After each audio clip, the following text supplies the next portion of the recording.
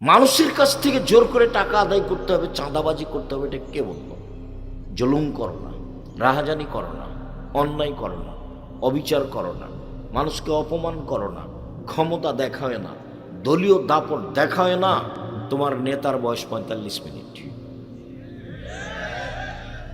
যে যত বড় স্বৈরাচার জালেম তার সময় তার চেয়ে কম।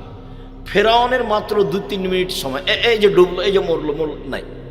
আদ সামুদ হাফ মিনিট 30 সেকেন্ড, আসলো ঝড় বিদ্যুৎ, তারপর নাই।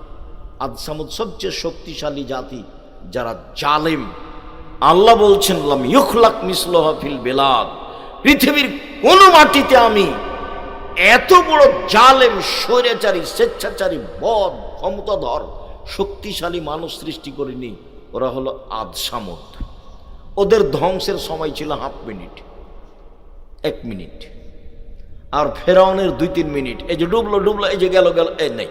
আর জুলুম করো না, তার সাক্ষী তুমি। মানুষকে মারো না, মানুষকে জেল হাজত দিও না, মানুষকে অপমান করো না, মানুষের জমি দখল করো না, মানুষের কাছ থেকে জোর করে টাকা আদায় করিও না, চাঁদাবাজি করো না, ভিক্ষা করে খাও, শ্বশুরের কাছে টাকা নিও, যৌতুক নিও না।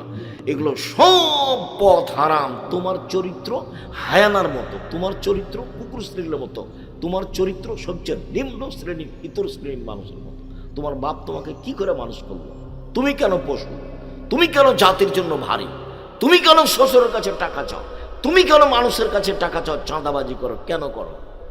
আমি তোমাকে ভিক্ষে করে খেতে বলিনি, আমি বলেছি মানুষের বাড়িতে কাজ করে খাও। আমি নিরুপায় হয়ে বলেছি যে ভিক্ষে করে খাও। বাপ বেটা ভিক্ষা করো, কেন শ্বশুরের কাছে টাকা নিবা?